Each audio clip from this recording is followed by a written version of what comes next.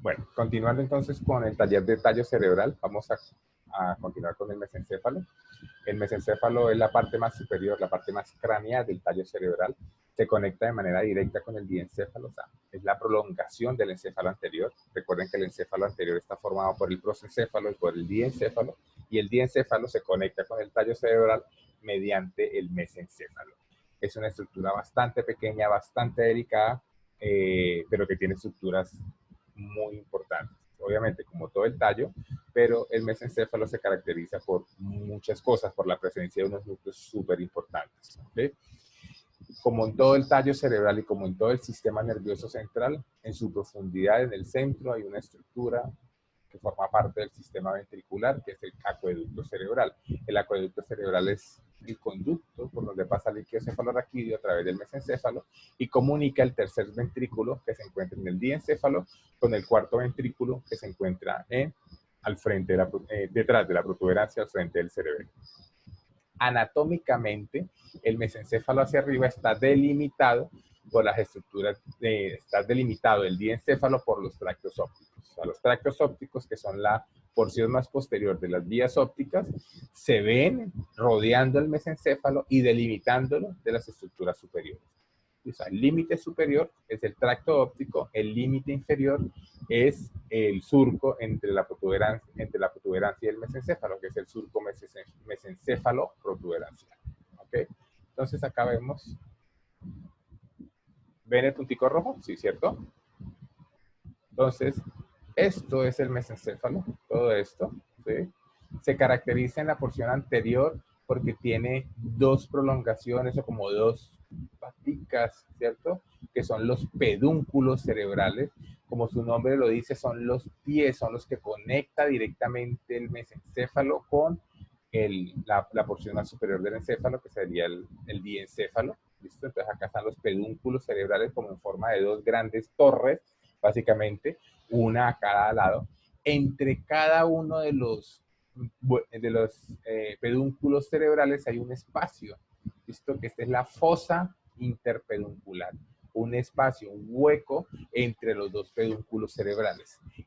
Importante ese hueco, ese espacio, esa fosa, porque de ahí emergen el tercer par craneal, el oculomotor o ocular motor común, que es este, emerge de esa fosa interpeduncular. En la profundidad de esta fosa se ve algo que se llama la sustancia perforada posterior. La sustancia perforada posterior es parte del cerebro y se llama perforada porque ahí entra una cantidad de arterias pequeñas a irrigar toda la parte profunda del cerebro. ¿De acuerdo?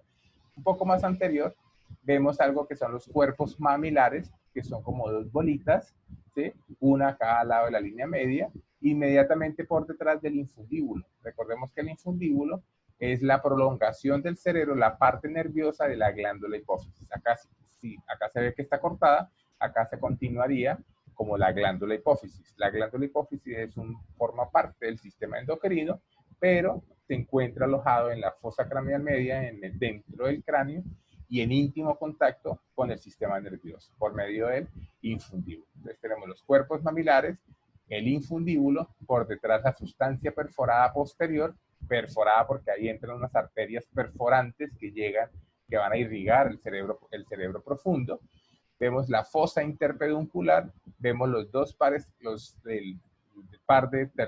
el tercer nervio craneal, el oculomotor, ¿sí? Vemos los pedúnculos cerebrales y vemos esto, acá veríamos el quiasma óptico, que es la unión de los dos nervios ópticos. Estos son los tractos ópticos y son los que delimitan anatómicamente el mesencéfalo del diencéfalo. ¿Listo? Acá vemos el surco mesencéfalo protuberancial, que es el que delimita el mesencéfalo de esto, que es la protuberancia.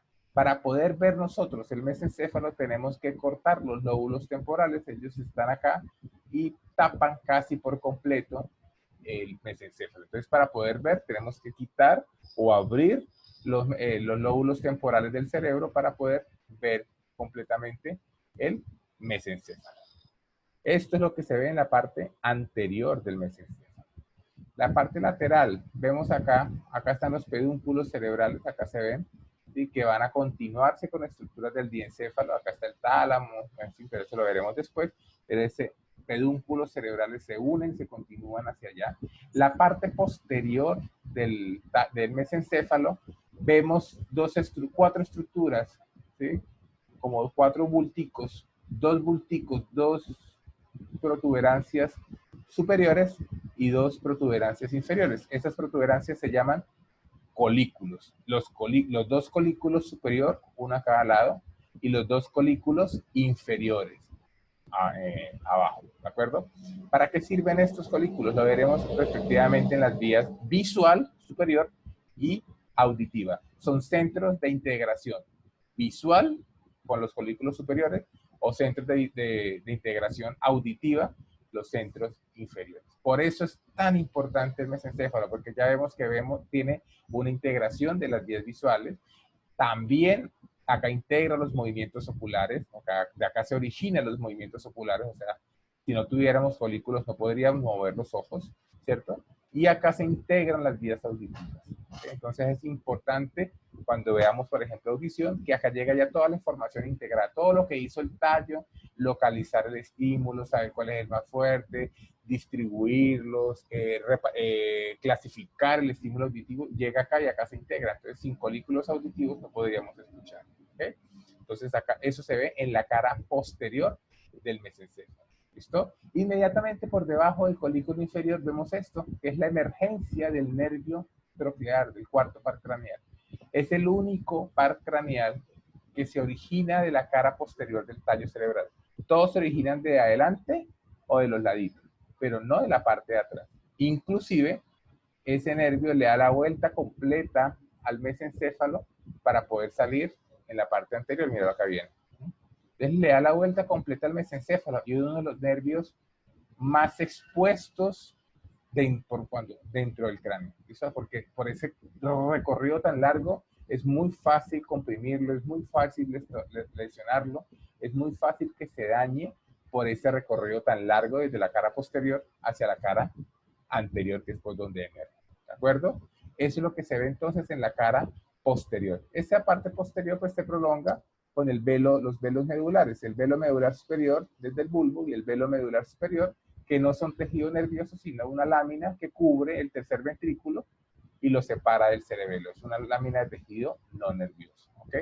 Está puro tejido glial, ¿listo? Entonces tenemos nuevamente los colículos superior e inferior, el cuarto par craneal, el mesencéfalo y algunas estructuras del diencéfalo, como la glándula pineal, que la vemos acá, productora de melatonina, de la premotora de sueño, y vemos unas estructuras que son los pulvinares, que no se ven directamente sin una buena disección, pero básicamente lo que se ve en la cara posterior del mesencéfalo son estas estructuras. ¿Listo?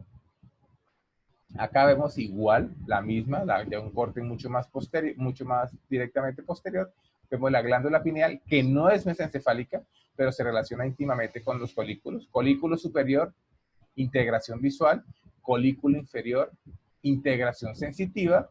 Tenemos los nervios trocleares, el cuarto par, que le da la vuelta, sale por detrás y se le va hacia adelante a llegar, obviamente, a la órbita. ¿Listo?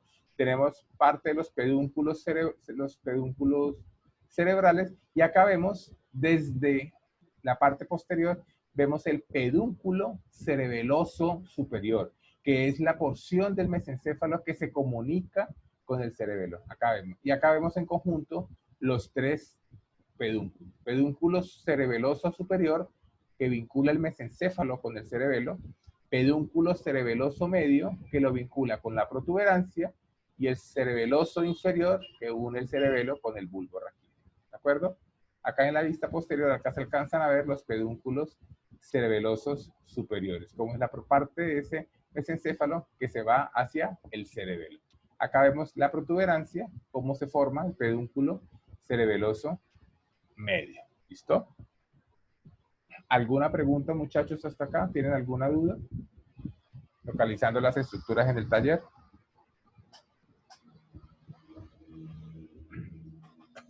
Bueno, así como hemos descrito todas las estructuras internas del mesencéfalo en ascendentes, descendentes y estructuras propias, también lo hacemos a este nivel, ¿ok?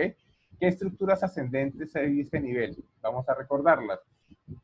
Viene ascendiendo un lemnisco medial.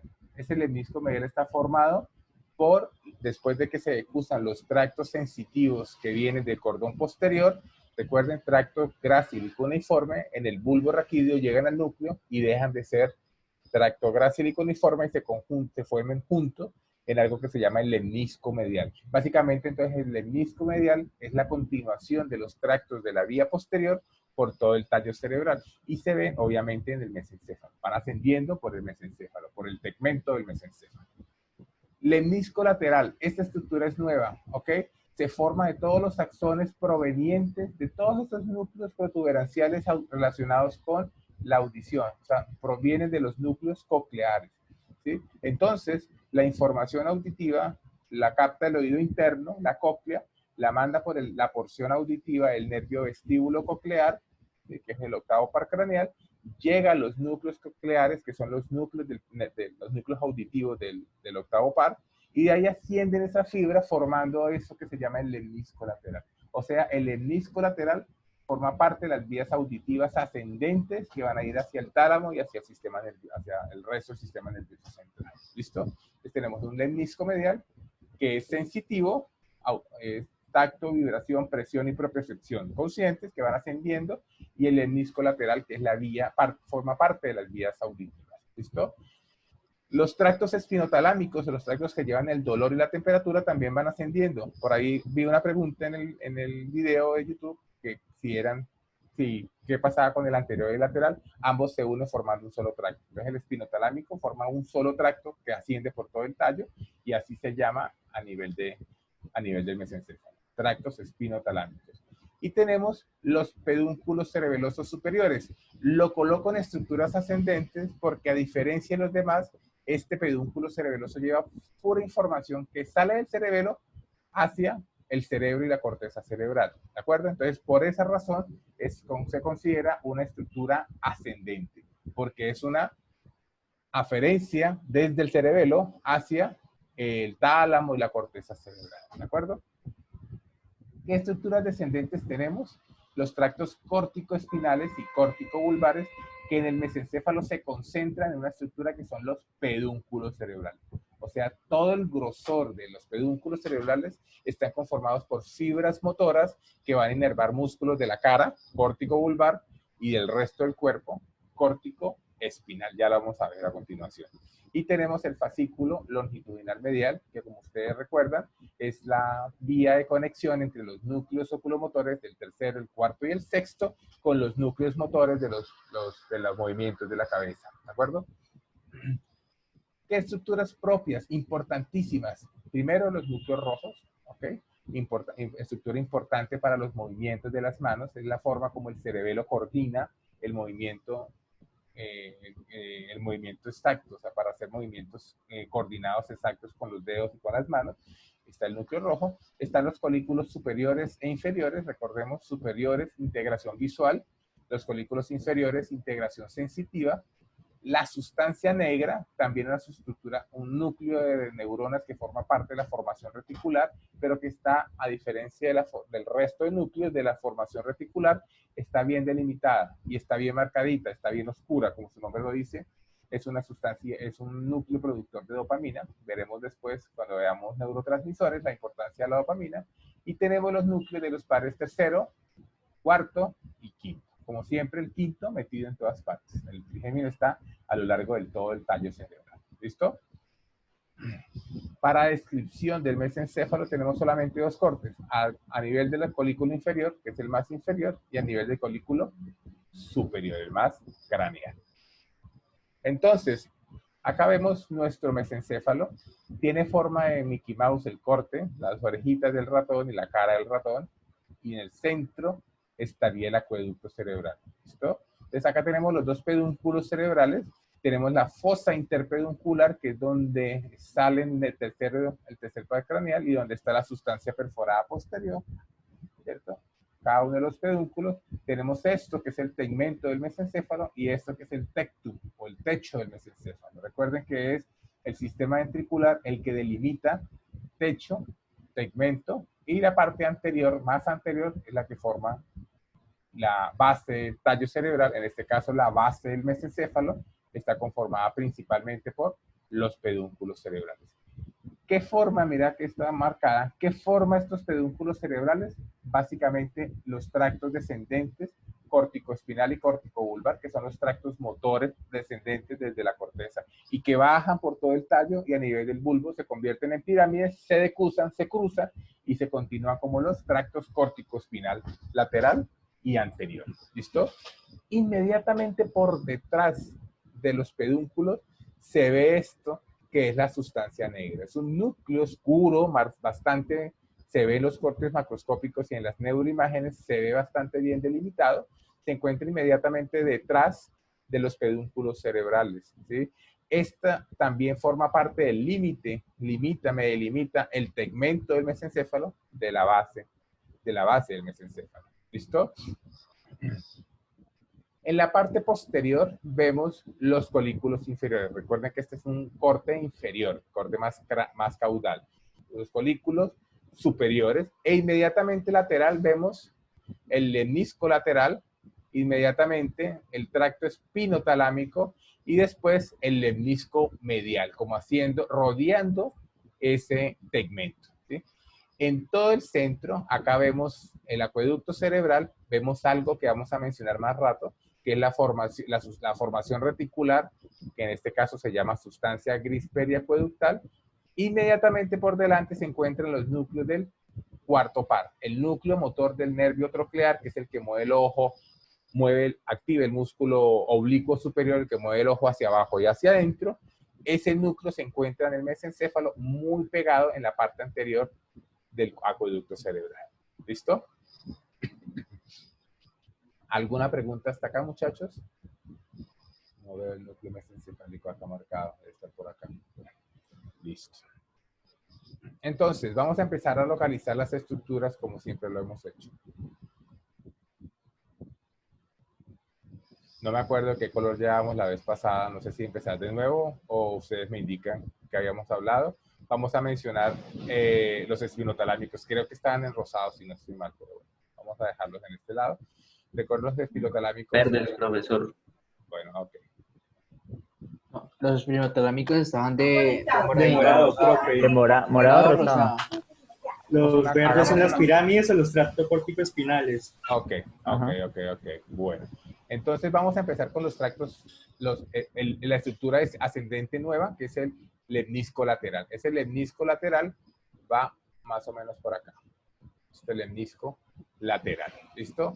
¿Dónde va el lemnisco medial? Me dijeron que morado. Tendría... Espérate, me equivoqué, discúlpenme que se me olvidaron los tractos espinotalámicos. Los tractos espinotalámicos creo que van en verde, estoy mal. Tracto espinotalámico. No, en rosado, morado. En rosado. El espinotalámico es morado y el menisco medial era en rojo, recuerden. Entonces la estructura nueva, lateral y rosado. Ok, entonces.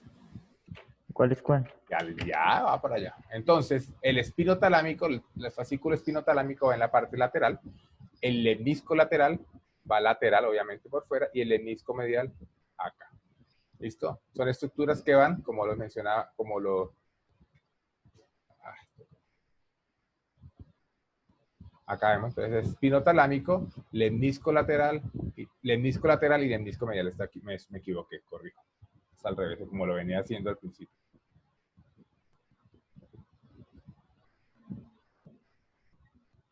De nuevo. Son tres estructuras.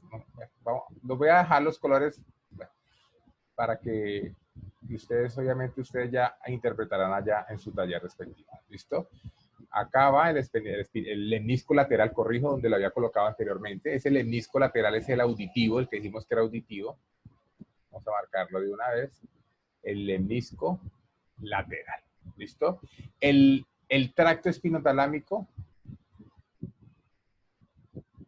se continúa acá en lateral, que sería el lemnisco lateral, el tracto espinotalámico, y acá, a continuación, el lemnisco medial. Ya vamos a... Entonces, lemnisco medial, sensibilidad, espinotalámico, dolor y temperatura, y lemnisco lateral, que es la estructura nueva que proviene de los núcleos nucleares en la protuberancia en la parte más lateral. ¿Listo? Entonces, lateral, espinotalámico, medial. ¿Listo? ¿Qué otra estructura? Ahí están las tres estructuras ascendentes a nivel del mesencéfalo. ¿Listo? ¿Tienen alguna pregunta hasta ahora? Profe, yo tengo una pregunta. El lemnisco lateral y el lemnisco medial, al final se terminan uniendo en el No, mismo estructura. no, son estructuras completamente diferentes. El lemnisco medial ya se formó de la unión del gracílico uniforme de la médula espinal. Tacto, presión y vibración que vienen de la médula espinal por los tractos del cordón posterior. Gracílico uniforme, ellos se unen en el lemnisco lateral. Se cruzan a la línea, al otro lado y siguen ascendiendo como lemnisco lateral, completamente independiente, inclusive completamente independiente del espinotalámico, que es el que lleva el dolor. ¿Sí?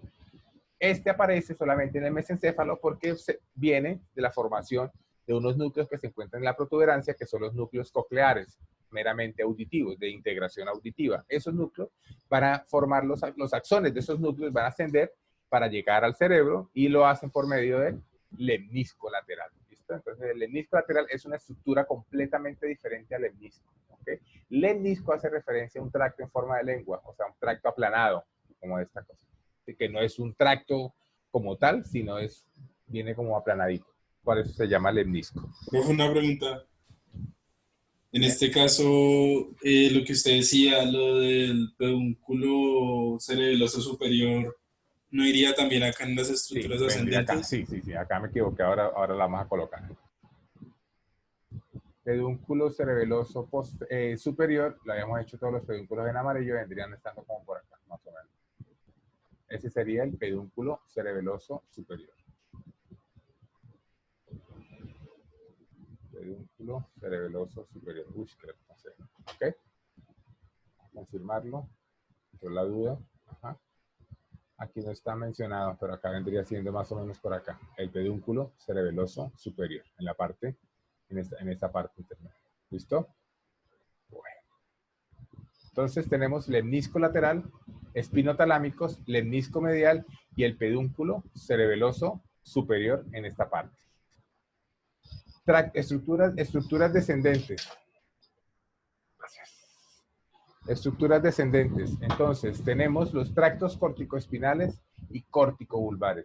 Esos tractos descienden por los pedúnculos cerebelosos, o sea, en esta región. Si no estoy mal, eran rojos, no me acuerdo si son diferentes. Toda esta región son los pedúnculos cerebelosos, los pedúnculos cerebrales, correcto. Todo esto son los pedúnculos cerebrales. Por ahí bajan los tractos córtico-espinales y córtico-vulvares, que son meramente motores. ¿Listo? ¿Ok? El fascículo longitudinal medial, que lo veníamos hablando, es una estructura medial en toda la línea media y tiende a estar en la parte posterior. Entonces, el fascículo longitudinal medial estaría más o menos como por acá. Acá por aquí estaría. Lo hacemos mejorcito. Fascículos longitudinal medial. ¿Listo? Y el pedúnculo cerebeloso superior, que lo había colocado como una estructura descendente, ahora lo modifico, es una estructura ascendente, ¿de acuerdo? ¿Listo? Este pedúnculo cerebeloso está acá, metido en el tegmento, en la parte lateral, al acueducto cerebral. ¿Listo? Entonces, los tractos córtico-espinales y córtico-vulvares, motores en la parte anterior, recuerden que todos los motores anteriores en el tallo, inclusive también en la médula, todo es anterior. ¿Listo? Tenemos el fascículo longitudinal medial, acá, escribirle nombre, fascículo longitudinal medial, ¿cierto? Y tenemos los pedúnculos cerebelosos superiores que están acá, que es una estructura ascendente, porque asciende. No importa, lo importante es que me lo localicen, que está a ese nivel.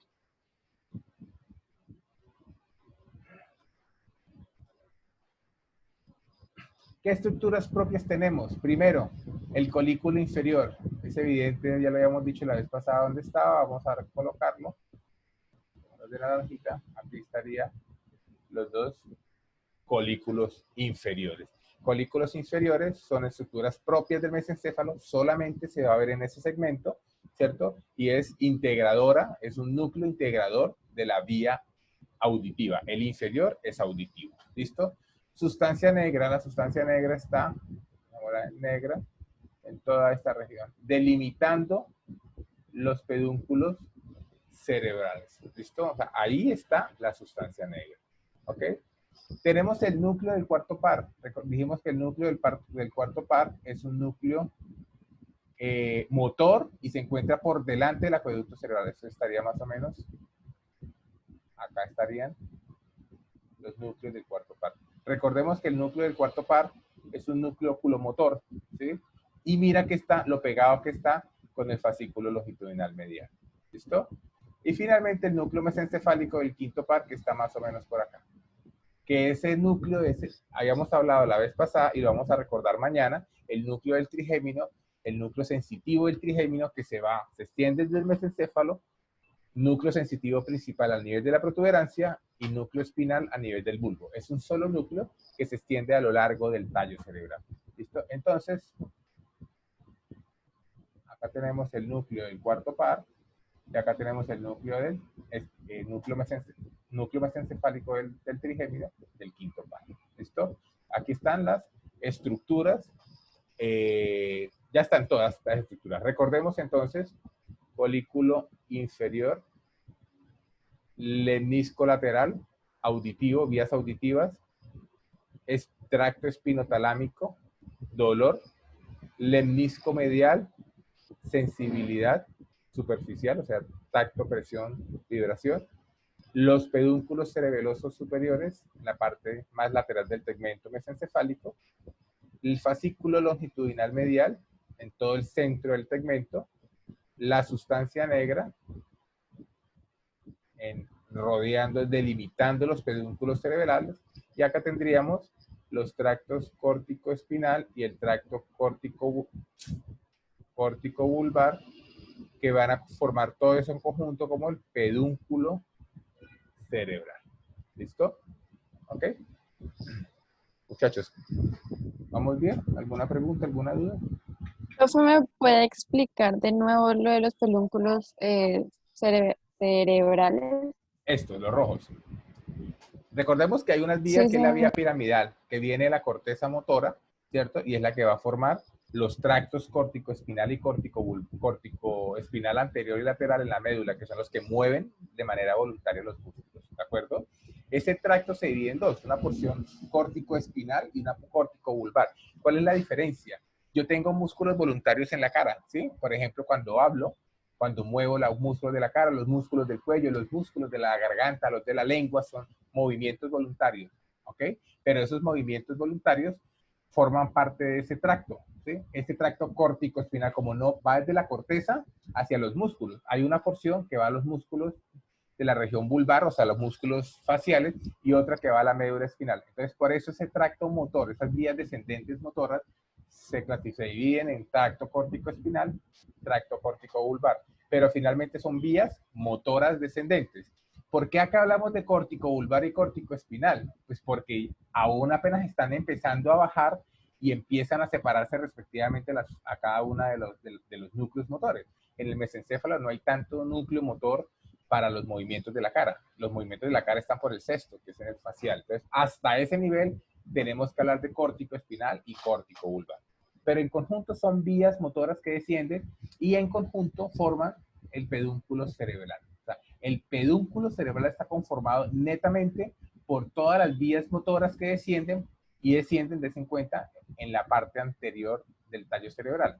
Descienden en el pedúnculo cerebral, que es anterior, en la protuberancia descienden en la parte anterior de la protuberancia, y en el bulbo raquídeo están en la parte anterior, en las pirámides del bulbo. ¿Listo? Entonces, pues básicamente son tres estructuras similares por donde pasan. Entonces, parte anterior del mesencéfalo son los pedúnculos cerebrales, ahí bajan los tractos córtico-espinales y los córtico-vulvares. la protuberancia, en la parte más anterior de la protuberancia, ¿cierto? Y en el bulbo, en la parte más anterior del bulbo, que son las pirámides, pero son vías descendentes motoras. ¿Listo? ¿Te quedó claro? Vale. Sí, señor, muchas gracias. ¿Segura? Bueno. Profe, una pregunta. Señora. ¿Nos puedes explicar otra vez cuál es la función de la sustancia negra? La sustancia negra es un núcleo de la formación reticular que produce dopamina. ¿Ok? O sea, básicamente su función es producir dopamina. ¿Para qué sirve la dopamina? La dopamina sirve para muchas cosas, pero la dopamina que produce la sustancia negra es la encargada de producir dopamina y mandarla a los núcleos profundos del cerebro, que son los ganglios, los núcleos basales. Esos núcleos son los encargados de el inicio del movimiento, de que el movimiento sea iniciado de manera correcta, o sea, evitar movimientos involuntarios, ¿listo? Y promover el movimiento. Esta sustancia negra es la que, por razones que aún no sabemos, empieza a perderse en la enfermedad de Parkinson. Entonces, cuando hay Parkinson, esa sustancia negra se empieza a generar, empieza a perder funciones, deja de producir dopamina, y la falta de dopamina es la que provoca todos los síntomas del Parkinson. Sensación de rigidez, no puedo mover las manos, muy lentos los movimientos, y como consecuencia de un esfuerzo del cerebro para intentar mover, aparece el temblor. ¿Listo? Entonces, es por eso. Entonces, básicamente la función de la sustancia negra es producir dopamina. ¿Para qué? Para promover el movimiento. Eso lo veremos muchísimo más claro después cuando hablemos de neurotransmisores y cuando hablemos del sistema motor. ¿Listo? Pero básicamente es un núcleo motor que produce dopamina para estimular potenciar el circuito gangliobasal. ¿Listo? Básicamente, y está localizado en esta región, en esta parte. Bueno.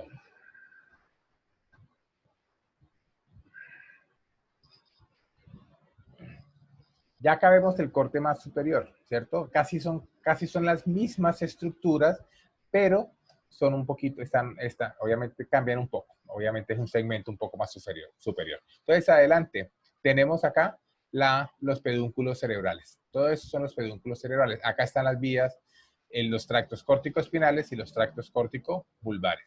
Inmediatamente atrás tenemos la sustancia negra, ¿listo? Que es la que produce dopamina, está en ambos cortes, tanto arriba como abajo en el mesencéfalo. ¿Listo? Tenemos acá en la misma localización de los colículos inferiores, pero estos son los superiores, los de integración de las vías visuales. ¿Listo? Acá están los colículos superiores. Tenemos el acueducto cerebral, inmediatamente por debajo tenemos dos núcleos. Un núcleo grande en la parte lateral, que es este, y un núcleo medial en esta parte. Ambos forman parte del complejo del tercer par craneal. Recuerden que el tercer par craneal, el oculomotor, tiene una función motora en los músculos de los movimientos oculares, pero tiene una función visceral en el músculo liso de la pupila y en el músculo liso del cristalino, que es el que permite la acomodación. Lo veremos después cuando hablemos de vías visuales. El que dilata y cierra la pupila y el que hace que nosotros enfoquemos de lejos o de cerca. El que tensa o relaja el cristalino, que es el músculo ciliar. Esos músculos son lisos, o sea, son vísceras básicamente. Y ese músculo es inervado por o el simpático o el parasimpático. Acá forma parte del sistema nervioso autonómico, porque nosotros no podemos contraer los músculos de la pupila a nuestra voluntad, ellos son automáticos. Como son automáticos, como son viscerales, son inervados por el parasimpático o el simpático. En este caso sería por el simpático, y este núcleo es el núcleo parasimpático del tercer par craneal, que va a inervar exclusivamente el músculo dilatador, el músculo constrictor de la pupila y el músculo ciliar, que es el músculo de la acomodación. ¿Listo? Entonces son dos núcleos. El núcleo motor principal, que va a inervar los músculos de los movimientos de los ojos, voluntarios de los ojos, y el núcleo de parasimpático del tercer par craneal, o se conoce como núcleo de Edinger-Westphal, que es el núcleo, es la parte del tercer par craneal que va a inervar los músculos lisos del ojo, ¿sí? Básicamente el constrictor de la pupila y el músculo ciliar, que es el que me va a acomodar el cristalino para mejorar la visión de cerca, para poder ver de cerca. ¿Listo? O sea, el foco, como poder enfocar. Eso lo vamos a ver después, pero es importante que a este nivel, en la parte más superior del mesencéfalo, es que se encuentra En la misma, recuerden que más abajo, ahí están los del cuarto, el cuarto par craneal. ¿Listo? Inmediatamente vemos acá, no está marcado, así sí está. Fascículo longitudinal medial. Recordemos que el fascículo longitudinal medial viene desde abajo, ¿cierto? Y ese fascículo longitudinal medial me conecta todos los núcleos de los pares craneales oculomotores. ¿Listo? Vemos acá igual, espinotalámico, lemnisco medial. ¿Y por qué creen que ya no hay lemnisco lateral? Porque ya terminó en el colículo superior, en el colículo inferior. Recuerden que el lemnisco lateral es una vía auditiva. Va desde los núcleos cocleares, va a dejar la información al tálamo, pero él termina en el colículo inferior, que es el integrador de las vías auditivas. Entonces ya aquí a este nivel no hay lemnisco lateral. ¿Listo? Tenemos una estructura nueva y solamente se ve en esta parte, que es el núcleo rojo. Acá. Núcleo rojo es el gran núcleo, mira que es bastante grande, ¿cierto? Porque es una parte importante para poder coordinar los movimientos de las manos. ¿Listo? Una estructura casi única en los animales que usamos las manos de manera diferente a otros animales. ¿Listo? Los primates y nosotros tenemos movilidad exclusiva en las manos. Por esta razón, porque tenemos un núcleo bastante grande que coordina y controla los movimientos de las manos. ¿Listo? ¿Ok? Que me quede pendiente, creo que no es nada más. ¿Listo? Ah, y acá tenemos el núcleo mesencefálico del quinto par, que siempre está ahí metido en la parte, rodeando ese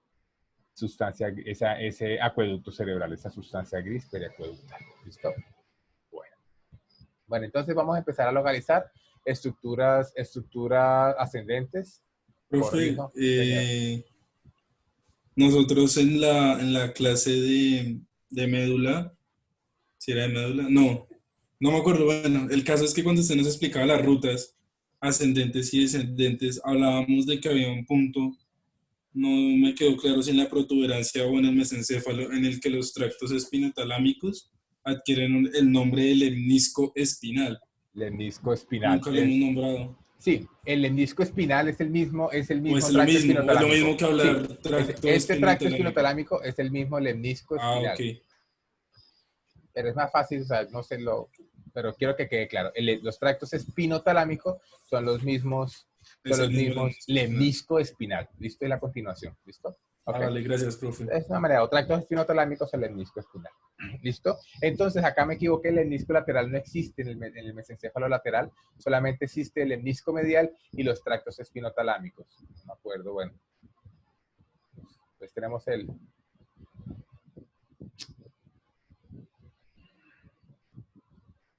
los espinotalámicos a este nivel y el lemnisco medial a este nivel. Dolor y temperatura y tacto y presión. ¿Listo? Siempre como rodeando el tegmento del mesencéfalo. Vamos a dar de una vez los nombres.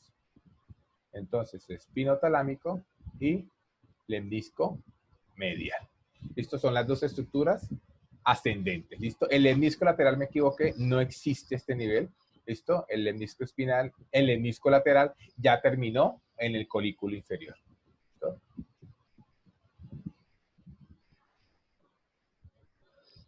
Estructuras descendentes.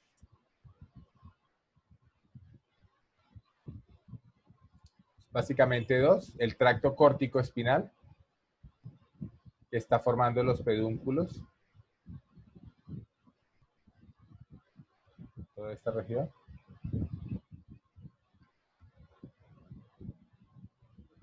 Esto son vías motoras descendentes que forman los pedúnculos cerebrales y el fascículo longitudinal medial que se encuentra en la parte central de ese tegmento. ¿Listo?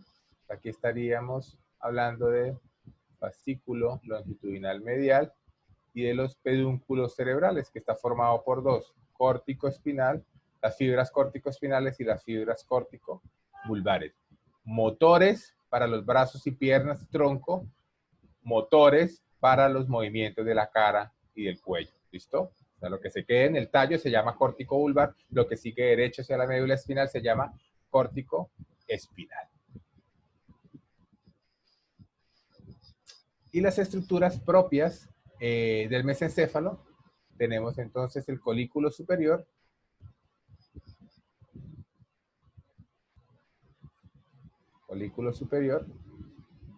integración visual, sustancia negra,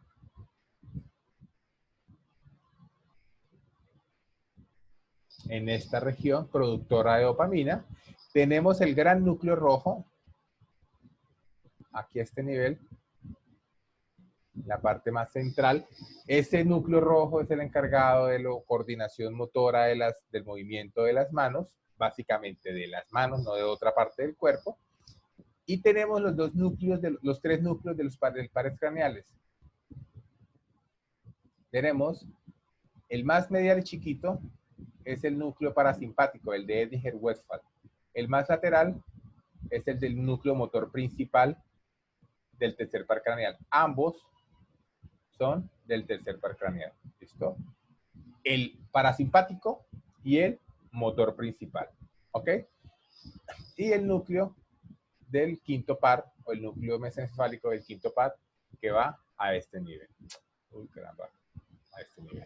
¿Listo? Ahí tenemos todas las estructuras. Esto sería colículo superior, corrijo. Tendríamos núcleo del quinto par, los dos núcleos del tercero, el de Edinger-Westphal y el del tercer par craneal, el motor principal, la fascícula longitudinal medial, adelante los núcleos rojos redondos y grandes en la parte central del segmento, central y más medial del segmento, el disco lateral. Señor. En los núcleos rojos va a empezar lo que es el tracto rubroespinal. Sí, de ahí se origina el tracto rubroespinal. Sí, de ahí están las neuronas que coordinan y mandan y forman el tracto rubroespinal. ¿Listo? Toda esa coordinación, esa conjunción, vamos a verla poco a poco cuando vayamos viendo cada una de las vías. ¿Listo? Sustancia negra, espinotalámico, lemnisco medial y los pedúnculos cerebrales. ¿Listo? ¿Ok? ¿Clara hasta ahí, muchachos? ¿Alguna pregunta? Profe, yo estoy enredada en los núcleos, en los cafés. Ok. Espera que creo que tengo... Voy a mirar una cosita acá, a ver si la tengo. Ya les... A ver.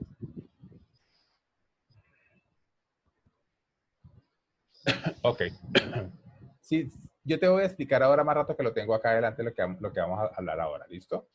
Para aclarar un poquito de esos núcleos, los núcleos de pares craneales, que son como ha sido como lo más complicado. ¿Listo? Entonces, básicamente que acá este nivel quedan al nivel del mesencéfalo, en la parte superior. Entonces, el mesencéfalo tiene dos cortes, el superior y el inferior. El superior a nivel de los colículos superiores y el inferior a nivel de los colículos inferiores. O sea, entre más craneal, superior, caudal, inferior. ¿Ok? En el mesencéfalo están los dos primeros oculomotores. El tercer par arriba y el cuarto par abajo. O sea, en el corte de arriba vemos los núcleos del tercer par y abajo los núcleos del cuarto par. ¿Listo? Entonces, en este corte, que es el superior, vemos los núcleos del tercer par, que son los que están más arriba. ¿Ok? Recordando la función del tercer par craneal, ese nervio sirve para muchas cosas. Me mueve los ojos de manera voluntaria, los movimientos de los ojos que yo quiero hacer, pero también me inerva el músculo constrictor de la pupila y el músculo ciliar. Esos dos músculos no son voluntarios, no son estriados esqueléticos, son músculo liso, ¿sí? Entonces tienen un núcleo aparte. Todo lo vegetativo tiene un núcleo aparte. Cuando hablemos del nervio vago, también tiene un núcleo motor principal para los músculos estriados esqueléticos. ¿Cuáles son los que le inervan? Los músculos de la laringe y algunos músculos del paladar, ¿sí? Él inerva los músculos, por ejemplo, para poder yo hablar, son inervados por el vago y son músculos estriados voluntarios. O sea, yo los muevo cuando yo quiera hacerlo, no son involuntarios. Pero el vago también inerva los músculos lisos del esófago, del estómago, del tracto, de las vías bronquiales, del miocardio, y en fin, todos esos músculos lisos son inervados por el vago también. Entonces, él tiene un núcleo motor principal, que es el motor de él, y un núcleo motor visceral, o el parasimpático del vago. Entonces, todos los nervios craneales que tienen componente motor doble, tienen un núcleo cada uno, ¿listo? Igual pasa con el tercer par craneal. El tercer par craneal tiene un componente motor somático general, ¿sí? Que es el que inerva los músculos voluntarios, y un motor visceral. El visceral es el parasimpático del tercer par craneal o el de Eddinghead-Westphal, que sería este, ¿cierto? Y el motor principal que va a inervar el resto de músculos. El recto lateral, el recto medial, el recto inferior, el recto superior, el oblicuo inferior y el elevador del párpado. Son músculos autónomos, son músculos voluntarios, estriados esqueléticos. Entonces, por eso hay dos núcleos del tercer par craneal en esta parte. El núcleo parasimpático, que inerva el músculo liso, que sería constrictor de la pupila y músculo ciliar, y el motor principal, que es el que inerva el resto de músculos extraculares, que son los que mueven los ojos. ¿Listo? Por eso hay dos, pero ambos son del tercer par craneal. Uy, ¿qué pasó ahí? Del tercer par craneal. Voy de coqueto. ¿Listo? Bueno. ¿Quedó claro? No sé con quién estaba hablando. ¿Quedó claro? Sí, sí, señor. Poco a poco. Yo sé que esto es abrumador porque es mucha información, ¿listo? Pero poco a poco vamos a ir entendiendo muchas cosas que mencionamos solamente el nombre y vamos entendiendo el porqué o porqué ya la función de cada uno de ellos.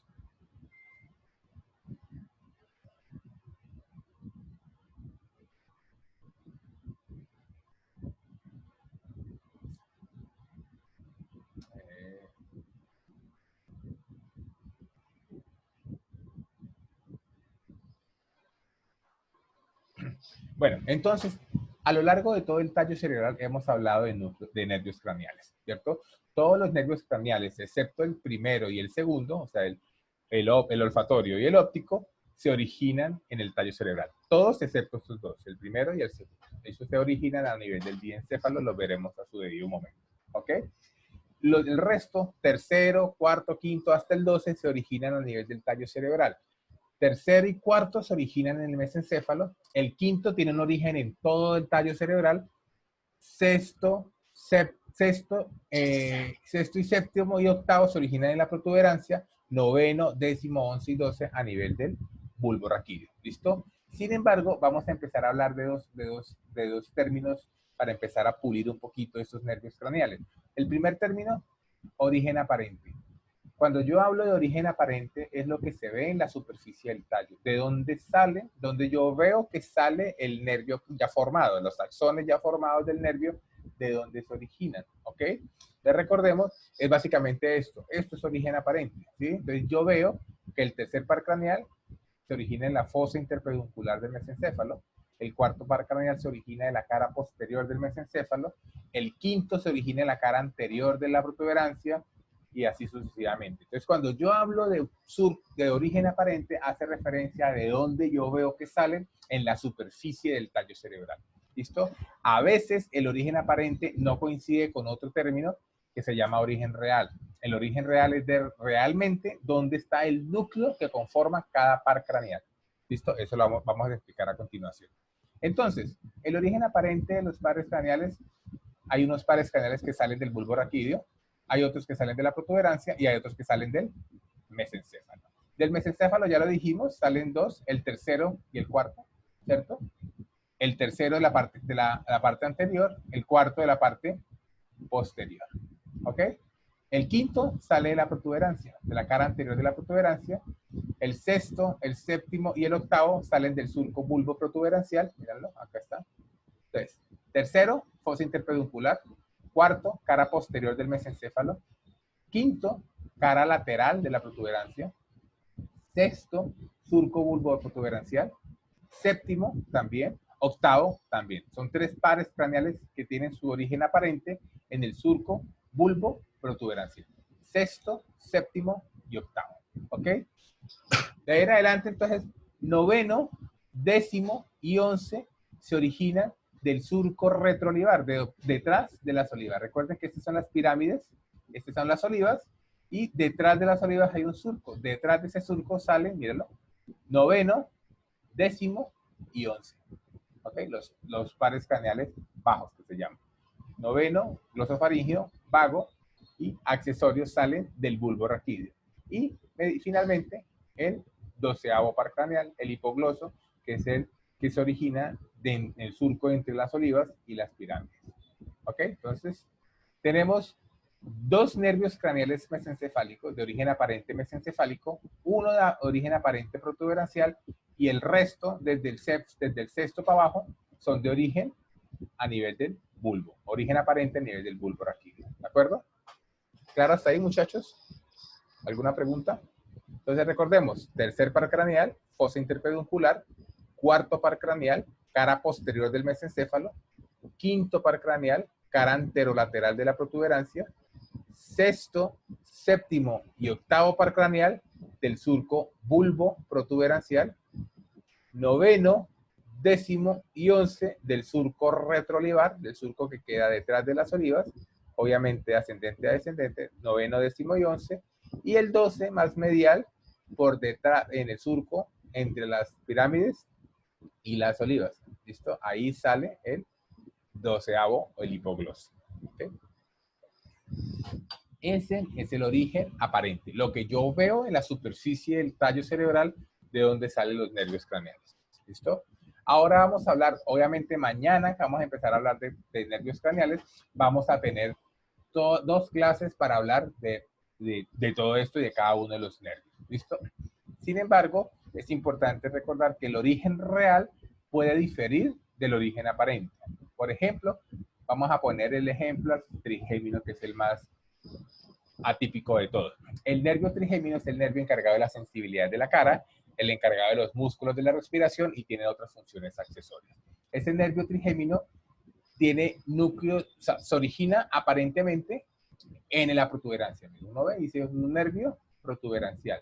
Sin embargo, el origen real depende de muchos núcleos que se encuentran en el mesencéfalo, en la protuberancia y a lo largo del bulbo raquídeo. ¿Listo? Entonces, a pesar de que el origen aparente del trigémino es la protuberancia, su origen real son varios nervios. ¿Cuáles son los nervios? Los núcleos de él. El núcleo espinal en el bulbo raquídeo, el núcleo motor sensitivo principal, el núcleo motor también está ahí, y el núcleo mesencefálico del quinto par. ¿Listo? O sea, acá vemos, por ejemplo, miren, el azul es el trigémino, el origen real, el origen aparente es la protuberancia, pero las neuronas que forman ese nervio vienen desde el mesencéfalo, protuberancia, y se extienden a lo largo del bulbo raquídeo. ¿Listo? Entonces, esa es la diferencia, por ejemplo, en el caso del trigémino de origen real y origen aparente. Y por eso hablamos de núcleo mesencefálico en el mesencéfalo, núcleo sensitivo principal y núcleo espinal, que son los núcleos sensitivos del trigémino que forman el origen real del nervio par craneal. Igual pasa acá, el oculomotor. Tenemos el núcleo motor principal, pero también tenemos otro que es el núcleo de Eyger-Westphal o el núcleo parasimpático. Ambos son del tercer par craneal, porque uno inerva músculo estriado y otro inerva músculo liso, pero forman el tercer par craneal. Vamos bajando, tenemos el núcleo troclear, que es sencillo, uno solo, porque es un solo músculo el que inerva, ¿cierto? Y venimos bajando y acá vemos los nervios motores, los núcleos motores y los núcleos sensitivos. ¿Listo? Entonces, por ejemplo, otro ejemplo típico son los dos núcleos comunes que estamos hablando. El núcleo del tracto solitario, un núcleo sensitivo en común, y el núcleo ambiguo, un núcleo motor en común. Acá tenemos, mira, el núcleo ambiguo, ¿cierto? Todo este. Este núcleo ambiguo da origen a las fibras motoras del noveno, del décimo y el 11. ¿Sí? De ahí se originan las fibras motoras de esos nervios, de esos pares craneales. Y del núcleo del tracto solitario, que es este moradito, también recibe la información de esos tres nervios. ¿Listo? Entonces, mire que se extiende desde la protuberancia por todo el bulbo, pero su origen aparente viene siendo otros nervios, tres pares craneales diferentes. No se me abrumen por esto, era para tener en claro la diferencia entre los dos conceptos y explicar un poquito por qué ese trigémino se veía en todas partes, porque ese núcleo se extiende a lo largo del tallo cerebral. ¿Ok? 3 porciones, cada porción tiene un nombre, pero finalmente es el mismo origen real de un nervio craneal, que es el trigémino. Muchachos, ¿claro hasta ahí? ¿Tienen alguna pregunta?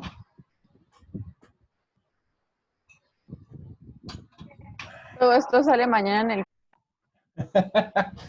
Pues básicamente, pero yo trataré de no meterles pares craneales ni nada, pero pues obviamente forma parte de saber dónde queda cada uno de los núcleos, ¿sí? Dónde queda el ambiguo, dónde queda el tracto solitario, dónde queda forma parte de esto, ¿listo?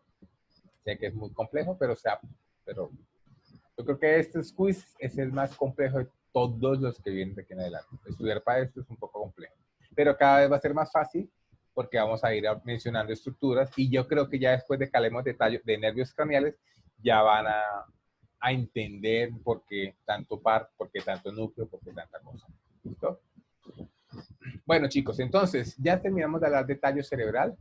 Nos queda pendiente este pequeño temita que forma parte también de la anatomía del tallo cerebral, ¿de acuerdo? Entonces, todas las estructuras que hemos hablado son estructuras que son básicamente bien delimitadas, ¿sí?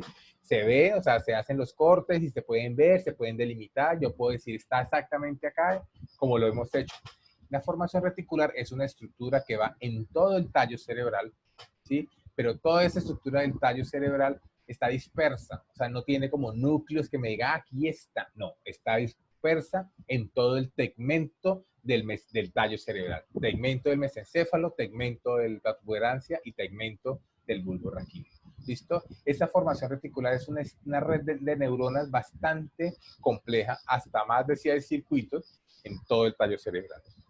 Los núcleos que medio se intentan delimitar, ¿sí? No se ha podido lograr de verdad lograr un verdadero delimitación anatómica como tal. Se sabe que están dispersos en la formación reticular, pero pues se pueden intentar agrupar por funciones. Esos son formados por interneuronas que comunican la médula espinal hacia abajo, los nervios craneales a los lados, el cerebelo, el tálamo y los centros corticales superiores del encéfalo. O sea, es una red de integración. Vamos a ver posteriormente cuáles son las funciones. Como les dije, no está bien definida, pero lo que sí se sabe es que se encuentra rodeando el sistema ventricular. Siempre está rodeando el acueducto cerebral, está rodeando el cuarto ventrículo, está rodeando el conducto central de la médula, del bulbo raquídeo. ¿Listo? Funcionalmente podemos hablar de que existen 3 segmentos. Una columna lateral, una columna paramediana y una columna central. Acá tenemos unos núcleos que se encuentran en todo el centro del tallo cerebral, en toda la línea media, que son los núcleos, la columna mediana o la columna del Raphe, ¿sí? Tenemos unos paramedianos o mediales que están en la línea, un poquito más, acá las vemos. Entonces está todo esto en la línea media, los centrales, unos paramedianos, que serían estos, y otros que se encuentran mucho más laterales en esta región. ¿Listo? Como se dan cuenta, son núcleos muy mal definidos, son extensos. Sin embargo, a pesar de ser extensos, cada segmento tiene una función muy específica, ¿ok? Poco a poco vamos a ir mencionando cuando vayamos hablando de sensibilidad, vayamos hablando de dolor, hablemos de movimientos, hablemos de muchas cosas, vamos a dar dando cuenta de la función de algunas de las partes de la formación reticular. Obviamente no es el objetivo de esta clase complicarles más la vida, es importante saber que quedan en esta región. ¿Dónde más o menos quedaría la formación reticular? Esto que vemos acá marcado, que se llama sustancia gris periaqueductal, forma parte de esa formación reticular. Toda la formación reticular ocupa todo lo que no ocupa los otros núcleos. Todo esto sería formación reticular, ¿de acuerdo? Acá la vemos, todo esto, mira, ahí está marcada, formación reticular. Todo lo que no forme parte del núcleo en esta área, que es el tegmento del tallo cerebral, ahí está la formación reticular. ¿Listo? Acá vemos dónde estaría la formación reticular dispersa en toda esta área. ¿Listo? Recordemos que esta es el área, la base, la parte anterior del tallo, el tegmento, en todo el tegmento, lo que no esté ocupado por núcleos o lemniscos o tractos, esto acá está lleno de interneuronas que se conocen como formación reticular.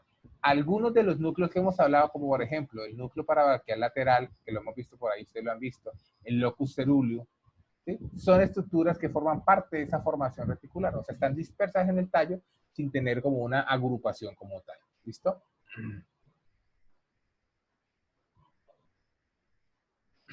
Entonces, como les dije, hay una línea media. Esos núcleos van a modular sistemas vegetativos. Básicamente, producen una sustancia que se llama serotonina. La serotonina es un neurotransmisor encargado de muchas funciones, básicamente viscerales. ¿Ok? Lo veremos después. También tiene una función central a nivel del cerebro, que es ánimo. Mejor el ánimo, es el neurotransmisor del estado de ánimo. Si estamos felices, la serotonina está elevada, si estamos deprimidos, la serotonina está baja, ¿cierto? Depende del estado de ánimo de uno, pero pues su función también es una función vegetativa.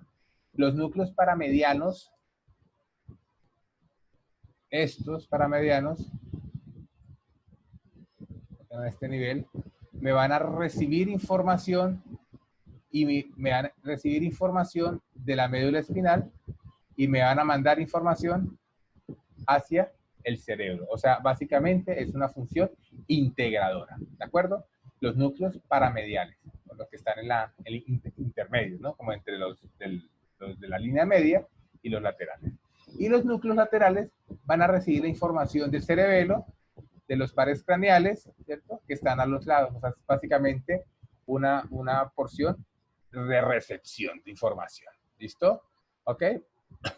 Los laterales reciben la eferencia de lo que llega. Los paramediales mandan la información básicamente hacia el tálamo y la corteza, y los de la línea media me modulan los sistemas vegetativos. Acá vemos que recibe, mira que recibe información de todas partes del sistema nervioso. Recibe de la médula espinal. Hay un tracto que se llama el espino-reticular, ¿sí? Que va desde la médula espinal hacia la formación reticular. ¿Qué le envía información? Tacto, presión, propiocepción. ¿Qué es lo que está pasando en la médula? ¿Sí? Para integrar la información. Entonces, él recibe información de la médula espinal. Recibe información de los núcleos sensitivos de los pares craneales, ¿sí? Entonces, a mí me toca la cara, entonces esa sensación llega al núcleo sensitivo del trigémino, y el trigémino, aparte de mandarlo a la corteza para que yo sea consciente, me lo manda a la formación reticular. ¿Listo? Recibe información de las vías visuales, de inclusive de la sustancia negra, del hipotálamo, que es el cerebro del cerebro, y de otras partes como la corteza motora y otras partes del cerebro. O sea, recibe información absolutamente de todas las partes del cerebro y manda información también a todas partes, a la corteza cerebral, al sistema límbico, o sea, emociones, al tálamo, al hipotálamo, devuelve la información al cerebelo y devuelve la información a la médula espinal para mover, ¿sí? Por el tracto reticuloespinal. ¿Para qué sirve? Recordemos, para mantenimiento de la postura y para algo que se llama anterocepción, que es el movimiento que va a preceder el movimiento voluntario. O sea, el movimiento involuntario que hace la formación reticular para asegurar estabilidad antes de hacer un movimiento voluntario. O sea, ¿cómo me preparo yo para hacer algo? Si yo voy a patear un balón, tengo que, aparte de hacer el movimiento de patear el balón, de manera inconsciente hago unos movimientos para mantener la postura. Esos movimientos son desencadenados por la formación reticular. ¿Listo? Vemos acá, miren, recibe información de los ojos, recibe información de los oídos, recibe información de la médula y la integra mandando la información al resto del sistema nervioso central. Esa es su primera función, sistema reticular activante, o sea, recibe e informa que hay un estímulo nuevo, ¿de acuerdo? O sea, si yo estoy descuidado y me tocan, pues yo soy consciente que me tocaron, pero eso me activa una cantidad de sistemas, me activa el cerebro y puedo buscar el estímulo. Si yo estoy dormido y me tocan, pues obviamente mi sueño se va a interrumpir porque se activa la formación reticular. O sea, es el núcleo de mantenimiento de la atención y el estar despiertos, que se llama vigilia. ¿Listo? Entonces ahí está la primera función. ¿Ok? En general, entre más craneal sea la formación reticular, más tiene que ver con modular la actividad de todo esto que es el cerebro anterior. Esta región amarillita es la que va a mandar la información, básicamente, y modula la información hacia el sistema, hacia las porciones más anteriores del sistema nervioso. ¿Listo? Y la parte más posterior tiende a ser vegetativa o integración hacia el cerebelo y hacia otros sistemas motores. ¿Listo? O sea, lo más anterior me modula el encéfalo anterior y lo más posterior básicamente es básicamente de control visceral. Lo vamos a ver a continuación. Acá están las tres columnas y acá vemos que están distribuidas, cómo están más o menos distribuidas, y vemos que cada segmento, por ejemplo este, que es el locus cerúleus, produce noradrenalina. Todos los núcleos del RAFE producen serotonina. Esta sustancia negra, que forma parte de esa formación reticular, produce dopamina. Cada uno va a producir un neurotransmisor que tiene una función específica. ¿De acuerdo? Eso lo vamos a ver después, mucho tiempo después, cuando entremos a la parte de neurofisiología. ¿Listo? Entonces, funciones. Primera, control del movimiento voluntario. ¿De qué manera? Primero, la postura. Me ayuda a mantener la postura. Me recibe la información propioceptiva de mis tendones y mis músculos, y dependiendo de eso me la integra con el cerebelo y me la integra con el sistema vestibular del oído para mantener la postura y mantener el equilibrio. ¿Listo? ¿Qué diferencia entre postura y equilibrio? La postura es el mantenimiento del equilibrio durante el movimiento, durante el estado, estar quietos, mientras estamos quietos, y mantener el equilibrio lo hacemos durante el movimiento. Entonces, la formación reticular mantiene la postura. Yo estoy quieto y estoy sentado. Y al estar sentado me toca tener unos músculos activos y relajar otros músculos para mantenerme en esta posición. ¿Listo? Si ustedes son un poquito minuciosos mirando a una persona que está quieta, no está completamente quieta, estaba haciendo un bamboneo entre un lado y el otro, ¿cierto? Como manteniendo esa postura. ¿Listo? Ese mantenimiento de la postura es en función de la formación reticular. ¿Listo? Porque como ella integra todo lo que recibe propioceptivo, recibe información vestibular de movimiento de la cabeza, recibe información del cerebelo, pues ella ayuda a mantener, a contraer los músculos necesarios para mantener la postura. Y lo que les dije, la anterocepción. Esa anterocepción es necesaria para programar una serie de movimientos antes de lo que yo quiero hacer. ¿Sí? Yo voy a hacer algo, entonces yo necesito preparar mis músculos y eso lo hace la formación reticular y eso se llama anterocepción. ¿Ok? Segundo, y eso lo vamos a ver ahora, control de centros respiratorios y cardiovasculares. Vamos a hacer un ejemplo que es el de los centros respiratorios, pero ahí están las neuronas encargadas de la contracción involuntaria permanente del corazón y el control respiratorio. A pesar de que nosotros podemos mover los músculos inspiratorios y expiratorios de manera voluntaria, lo hacemos de manera natural y no podemos detenerlo. No podemos asfixiarnos solos. Tenemos que, o sea, en algún momento va a disparar y vamos a hacer la inspiración por más que queramos aguantar la respiración. Entonces, todo eso que es autonómico, que es involuntario, lo hacemos por medio de estos centros, lo hacemos por medio de la formación reticular. Tercero, modulación del dolor, ¿ok? Cuando veamos dolor, nos vamos a dar cuenta que una parte de la formación reticular que se llama sustancia gris periacueductal son productores, aparte de serotonina, son productores de algo que se llama los opioides endógenos, básicamente lo que llama la gente vulgarmente las endorfinas, me libero endorfinas y me siento tranquilo, me siento chévere, hacer ejercicio en las mañanas libera endorfinas, efectivamente, ¿de acuerdo? Pero tiene otras funciones para modular el dolor, o sea, el dolor crónico se va modulando poco a poco, uno se va acostumbrando al dolor, ¿cierto? Se va volviendo menos sensible a estímulos dolorosos por medio de la sustancia gris periacueductal. Cuarto, control del sueño y la conciencia, ¿sí? Es el que controla en qué momento estamos dormidos y en qué momento nos despertamos, ¿sí? Nos despertamos de manera espontánea o nos despertamos por un estímulo externo que nos interrumpió el sueño, ¿listo? Entonces forma parte como el timbre del sistema nervioso central. Entró un estímulo nuevo, pilas, ¿sí? Entonces ya el cerebro definirá si ese estímulo nuevo es importante o no para tomarle atención o si seguimos en lo nuestro. ¿Listo? Entonces yo estoy acá hablando con ustedes, escucho pasar los ruidos de los carros, yo los escucho, soy consciente, pero mi cerebro dice, déjelo pasar. ¿Sí? Pero si escucho un ruido muy fuerte, pues me alerto qué fue lo que pasó. Ah, mi gato tumbó algo. Entonces, esa formación reticular recibe todos los estímulos externos y me los manda al cerebro para que él defina qué hacer frente a ese estímulo. ¿Listo? Así como me activa el cerebro, también me habitúa a un estímulo repetitivo. ¿Sí? Entonces, si me tocan por primera vez, yo volteo a mirar. Si me vuelven a tocar, volteo a mirar, pero como... Y ya me siguen tocando como que ya sé quién me está tocando, ya sé de dónde viene el estímulo, entonces lo ignoro, ¿sí? Entonces me habitúo a ese estímulo. Igual pasa, por ejemplo, a veces con los zapatos apretados, con la ropa apretada, al principio la siento un poco apretada y poco a poco como que me habitúo al estímulo, como que ya sé que me quedo apretada, ya sé que me queda ajustada. Cuando me pongo por primera vez un anillo, cuando me pongo por primera vez algo, pues siento ahí la cosa, pero poco a poco me habitúo al estímulo y como que lo ignoro, ¿sí? Estoy en una discoteca y el fogonazo, el ruido es fuerte, que hay una discoteca en un bar, pero poco a poco el oído en teoría, la formación reticular va habituando el oído como para que se acostumbre a ese sonido fuerte, a esa vibración de los bajos, de los baffles de una discoteca, uno se habitúa. ¿Sí? Entonces, esa habituación al estímulo repetitivo también es función de la formación reticular. Y finalmente, vamos a ver al final de todo, me va a modular el sistema nervioso autonómico. Es el encargado de modularme la función del sistema nervioso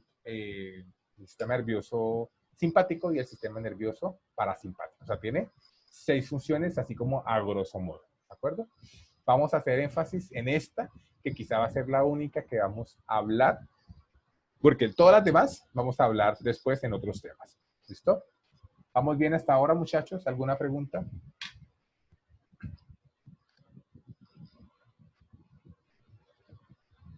No, señor. Bueno. Entonces,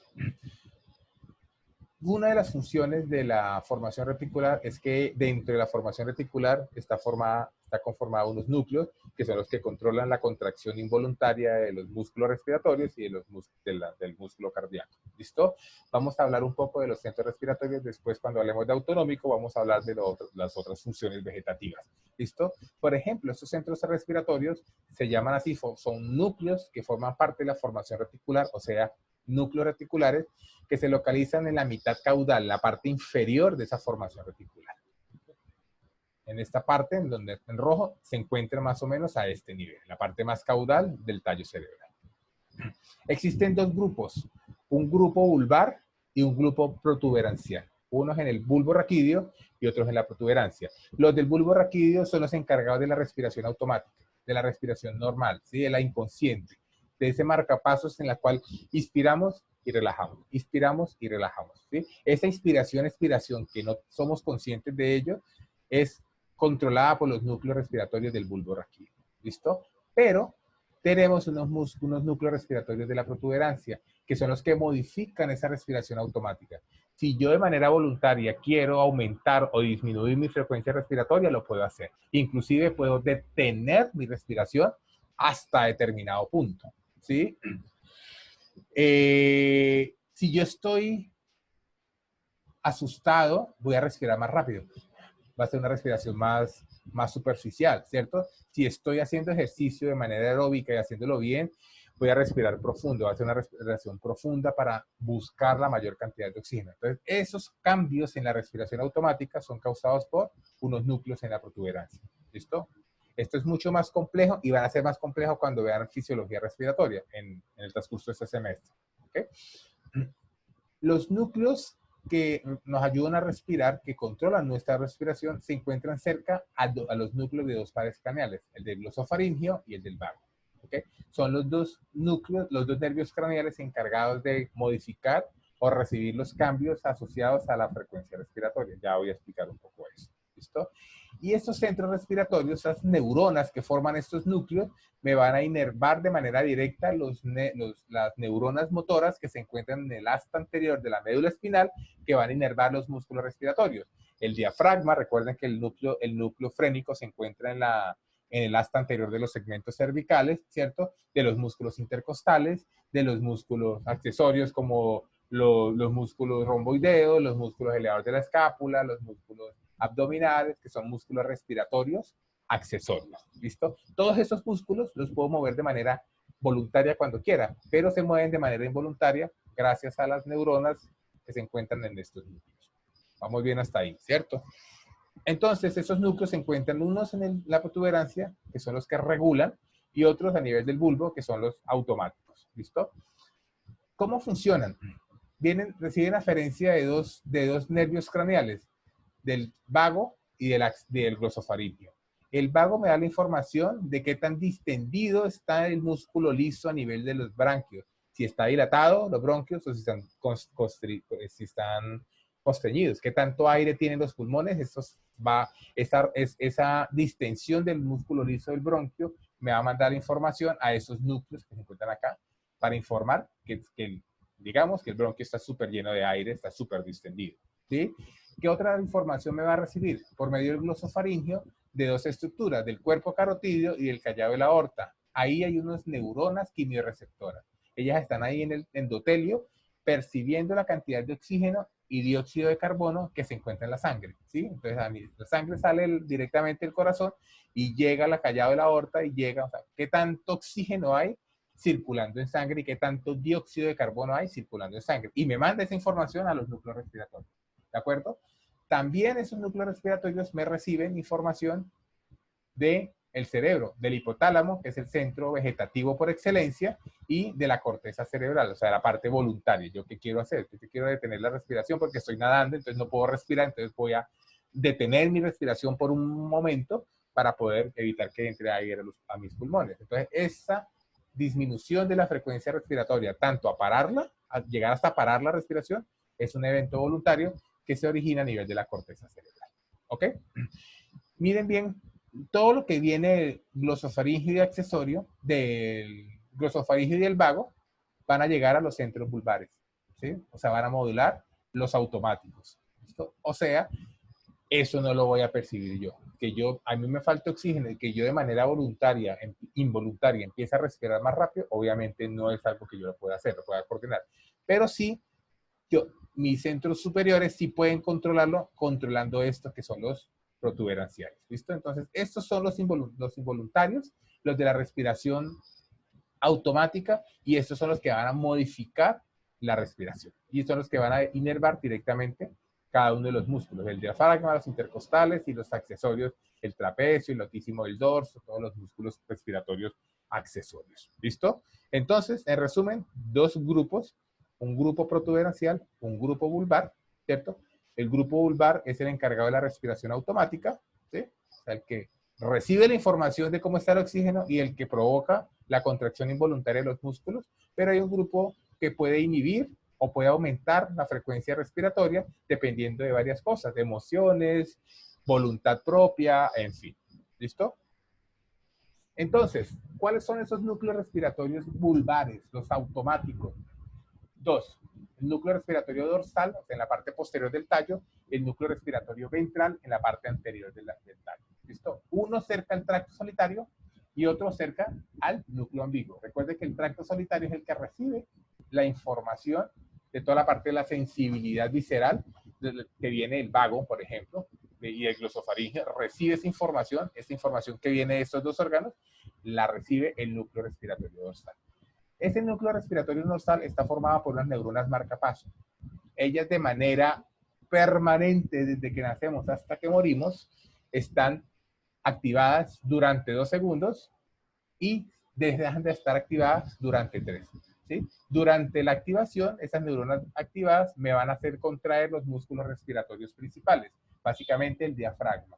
Se contrae el diafragma, se aplana el diafragma, se aumenta la cantidad de aire que hay en los pulmones, ¿listo? Y se relajan durante 3 segundos, dejan de activar el diafragma y por simple tensión y presiones vuelve nuevamente a restablecerse. Esa es nuestra respiración normal. En pocas palabras, lo normal, si no tenemos nada diferente, nosotros solamente contraemos diafragma, lo aplanamos, aumentamos el volumen respiratorio y se relaja solito. Inspiramos y expiramos. La expiración es meramente pasiva.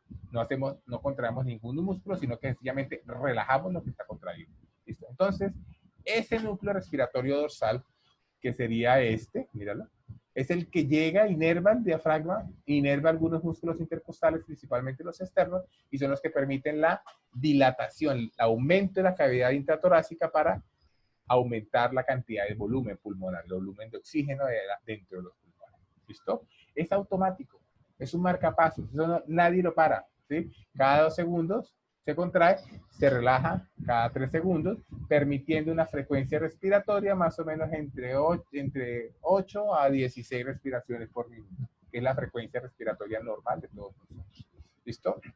Puede actuar inclusive en ausencia de estímulos externos. Yo le corto el glosofaringeo, le corto el vago, lo separo de arriba, lo separo de abajo, lo dejo solito y él solito sigue mandando su información. Se activa durante 2 segundos, contrae los músculos respiratorios y se relaja y permite la expiración. ¿Listo? Por eso hablamos de que ese es el marcapasos respiratorio. Tan importante, es una estructura súper importante que se encuentra en el bulbo. Sin eso no podemos vivir. Segundo núcleo, el ventral, el anterior. Ya queda cerquita al núcleo ambiguo. ¿Sí? El núcleo ambiguo es un núcleo motor común de todos los pares craneales. Como su nombre lo dice, motor, es el que me va a activar otros músculos. Y normalmente está inactivo. Este núcleo está en una respiración normal, no hace nada. ¿Listo? Recibe información del nervio glosofaríngeo y toda la parte química del bulbo raquídeo. O sea, todo lo que pasa la sangre que pasa por el bulbo raquídeo, en esa área la barrera hematoencefálica está fenestrada, está rota, para permitir que la sangre llegue y toque el tejido nervioso, y el tejido nervioso, las neuronas, sensan también la cantidad de oxígeno y dióxido de carbono. Esa información me va a modificar la frecuencia respiratoria, ¿sí? Si hay poquito oxígeno, pues se va a activar ese núcleo respiratorio ventral y va a potenciar la respiración haciéndola más fuerte, ¿sí? Más larga, o sea, que el proceso inspiratorio no dure 2 segundos, sino que dure un poquito más. ¿Y cómo lo hace? Activando los músculos accesorios. ¿Listo? Entonces, cuando estamos empezándonos a asfixiar, ya esa frecuencia respiratoria normal del dorsal se empieza a afectar. O sea, ya no va a ser 2 segundos, sino que necesitamos más oxígeno. Entonces, inspiramos durante 3, durante 4, durante 5, hasta durante 10 segundos. Mantenemos una expiración si estamos faltos de oxígeno. Pero eso es algo involuntario, ¿sí? O sea, yo siento que me estoy asfixiado, pero ya cuando siento que estoy asfixiado, ya hace rato la frecuencia respiratoria se aumentó, y se aumenta de esta manera, aumenta la cantidad de contracciones y se potencian otros músculos que son los accesorios para permitir que la respiración sea más rápida y sea más efectiva. Y se activan músculos como los abdominales. Entonces, el núcleo respiratorio ventral, la parte que me potencia la inspiración, también me potencia la expiración, para que sacar rápido del aire en los pulmones, para que entre más aire oxigenado, más aire nuevo, y poder respirar y aprovechar mejor el oxígeno. Entonces tenemos el marcapasos y tenemos el que activa el marcapasos y me lo acelera cuando estamos faltos de oxígeno o cuando hay mucha dióxido de carbono, por ejemplo. ¿Ok? Entonces ahí tenemos los dos núcleos automáticos. Uno en la parte dorsal, que es el marcapasos, y el otro en la parte ventral. Todo forma parte de la formación reticular. El tercero, ya estos son los del puente. Estos son los del puente. Estos núcleos respiratorios ya no van a modular la respiración involuntaria, sino va a ser más, van a ayudar a modificarla, no tanto por los cambios de oxígeno, sino, por ejemplo, por voluntad propia. Pongo el ejemplo, cuando estoy bañándome o cuando me sumerjo en agua, pues voy a disminuir, inclusive parar la respiración para evitar, eso es voluntario. Pero si estoy mucho tiempo abajo, en algún momento voy a respirar, me va a tocar respirar y ahí es donde me ahogo. Se inunda de agua los pulmones y uno se ahoga, ¿listo? Pero yo intento mantener la respiración lo más que pueda hasta que ya es imposible porque el centro respiratorio, los centros vulvares van a activar la respiración sí o sí, ¿ok? Son dos. Uno arriba, en la protuberancia bien arriba, en la parte más superior, y otro que es el núcleo neumotáxico, y el núcleo amnéustico, que es el que queda un poquito más abajo. Ambos en la protuberancia y ambos forman parte de la formación reticular. El núcleo neumotáxico es inhibitorio, ¿sí? Él me va a inhibir ese núcleo respiratorio dorsal. ¿De qué manera me lo va a inhibir? Me va a hacer me va a inhibir, o sea, que la respiración, el momento inspiratorio que dura más o menos 2 segundos, dure menos, 1 o medio segundo o menos, para aumentar la frecuencia respiratoria. ¿Eso en qué momento ocurre? Por ejemplo, cuando estamos muy angustiados, o estamos haciendo ejercicio y empezamos a hacer una respiración mucho más superficial. Esto es porque el hipotálamo, o de manera voluntaria lo hacemos, pues aumentamos la frecuencia respiratoria, pero lo hacemos disminuyendo la activación del respiratorio dorsal, que él normalmente dura 2 segundos, me lo vamos a cortar para hacer más corta, aumentar la frecuencia cardíaca de manera voluntaria. ¿Listo? Pero si yo quiero hacer lo contrario, lo hago, por ejemplo, yo quiero parar, por ejemplo, la respiración voluntaria, pues obviamente activo este neumotáxico. ¿Listo? Porque voy a inhibir la respiración y puedo llegarla a 0, de que no haya ninguna actividad. El centro amnéstico está más abajo y él hace lo contrario. Él lo que me va a decir es, me va a hacer que la respiración sea mucho más larga, la inspiración sea mucho más larga, ¿sí? Para aprovechar, por ejemplo, los suspiros.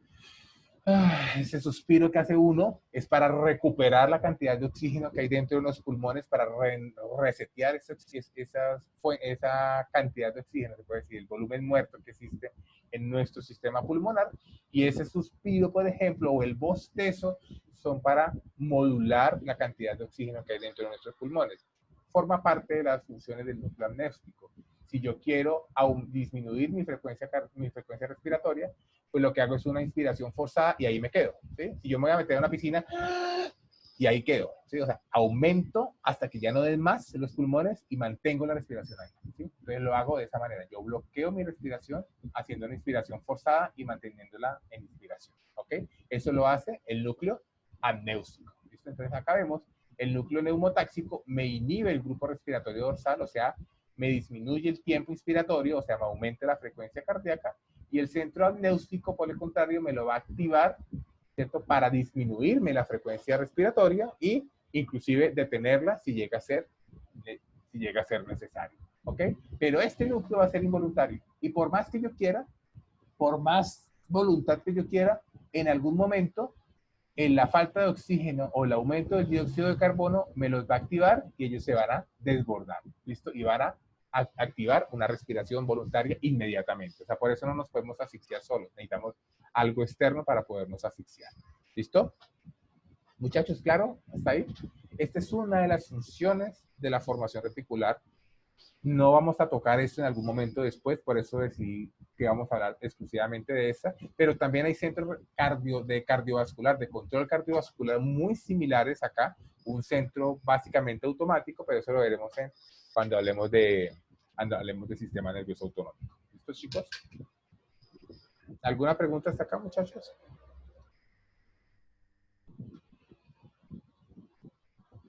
¿Dónde podríamos relacionar alguna alteración de algún par nervioso con cuando se presentan hipoxias?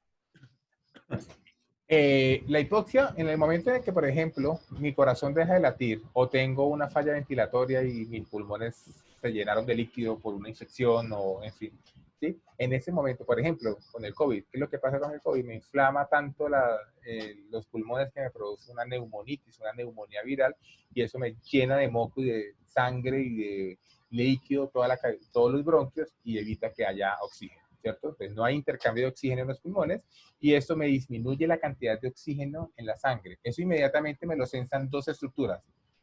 El nervio glosofaringeo, recordemos que el nervio glosofaringeo me inerva una estructura que es el cuerpo carotídeo, que se encuentra en el cuerpo aórtico y en la bifurcación de las arterias carótidas. Ahí hay unas neuronas que están sensando, están chequeando la cantidad de oxígeno e inmediatamente se disminuye. Ellos van a activar de manera progresiva, dependiendo del nivel de oxígeno, este grupo respiratorio ventral para que active los músculos respiratorios accesorios. ¿Listo? O sea, vamos a ver actividad de los músculos accesorios, de los intercostales, de los escalenos, de los músculos pectorales, de los intercostales externos, de los músculos del latísimo del dorso, en fin, los músculos accesorios. Y vamos a empezar a activar los músculos abdominales para forzar una expiración. ¿Listo?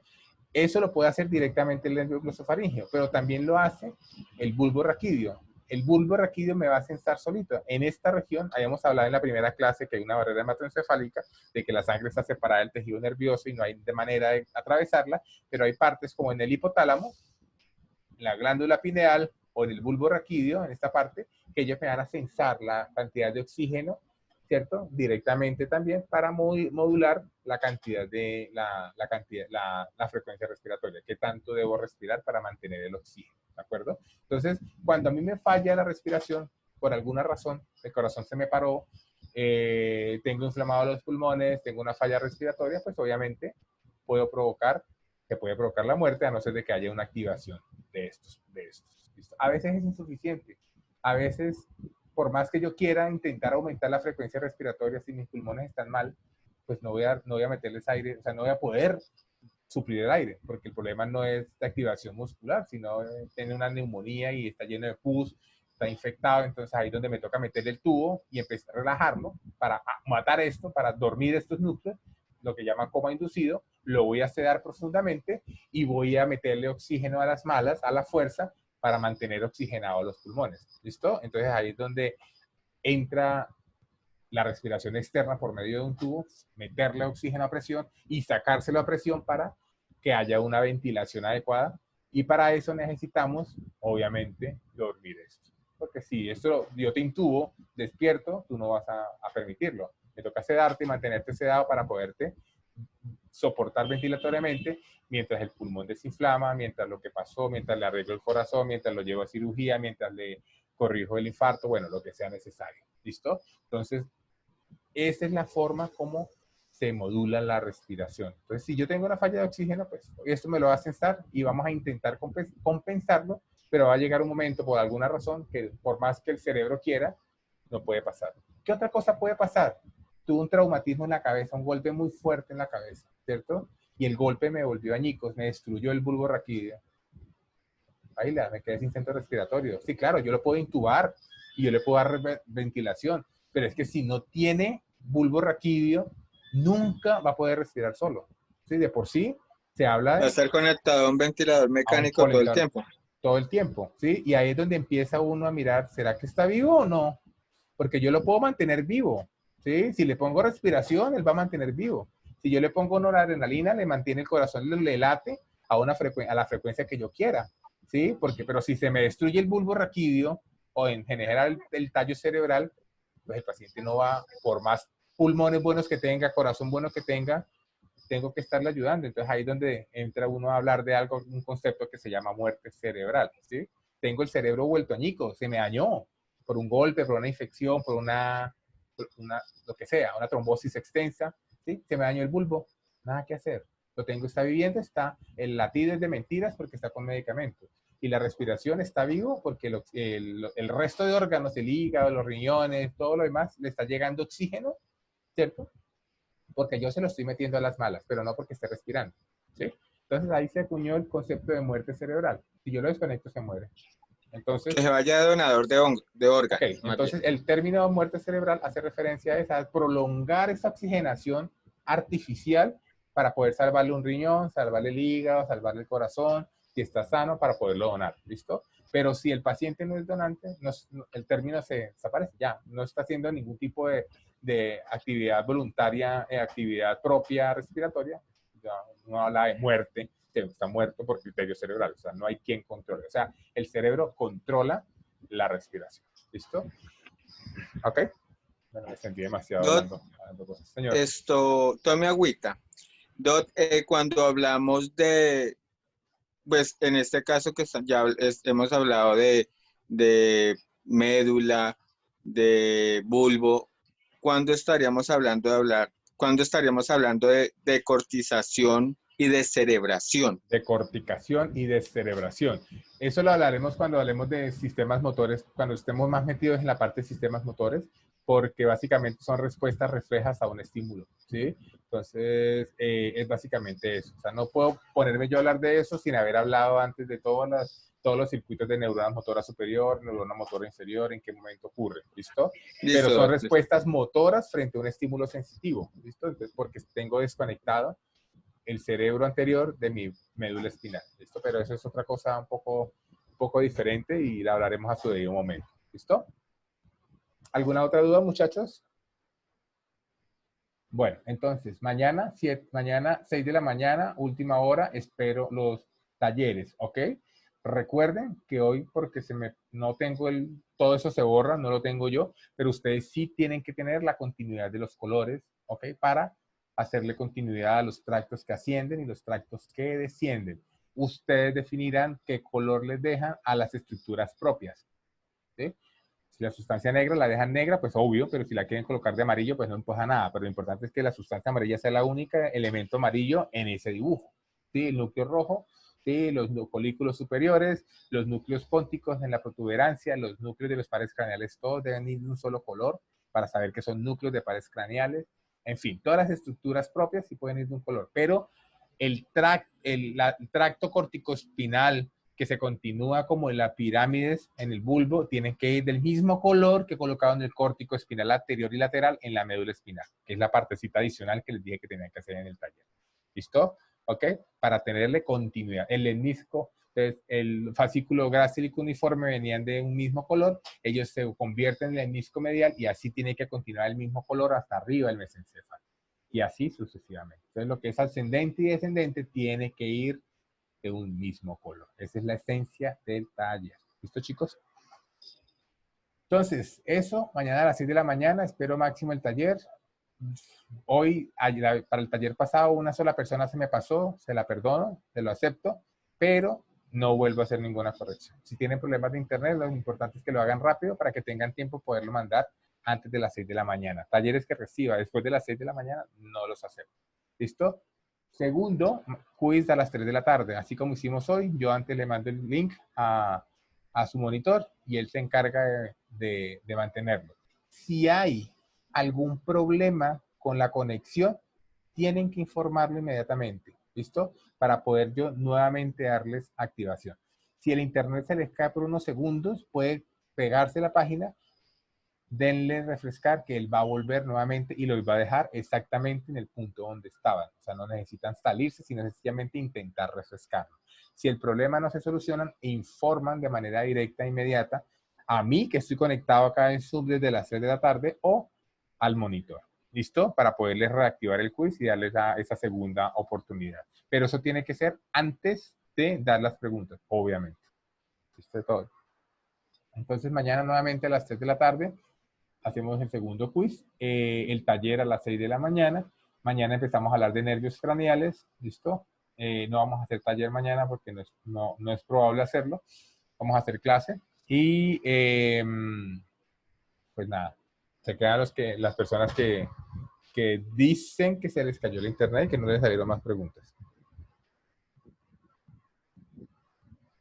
Gracias, profe. Profe, muchísimas gracias Listo, por la chicos. clase. Ok. Muchas gracias, profe. Luego. Luego.